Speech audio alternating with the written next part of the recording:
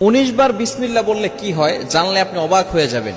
বিসমিল্লাহ মানে আল্লাহর নামে আমি শুরু করছি। পবিত্র কোরআনুল কারীমের ভিতরে সর্বপ্রথম কিন্তু আল্লাহ তাআলা বিসমিল্লাহির রহমানির রহিম দিয়ে শুরু করেছেন, ঠিক কি না? বিসমিল্লাহির রহমানির রহিমের ভিতরে অনেক ফজিলত রয়েছে। 19 বার পড়লে এর গুরুত্বপূর্ণ একটি ফজিলত রয়েছে। ওমর রাদিয়াল্লাহু তাআলা আনহুর যুগে রোম সম্রাট একবার ওমর রাদিয়াল্লাহু তাআলা আনহুর কাছে এসে হাজির হলেন। বললেন, ইয়া আমিরুল মুমিনিন খলিফাতুল মুসলিমিন, আমার মাথায় প্রচন্ড ব্যথা।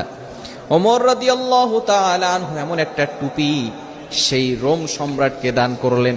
সেই টুপিটা যখন মাথায় দেয় সাথে সাথে মাথার ব্যথা ভালো হয়ে যায়। সুবহানাল্লাহ, বাসায় গিয়ে সাথে সাথে মাথার ব্যথা কি হয়ে যায়? ভালো হয়ে যায়।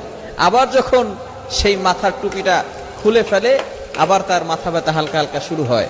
এবার সকলে অবাক হয়ে গেল সেই টুপির ভিতরে কি আছে।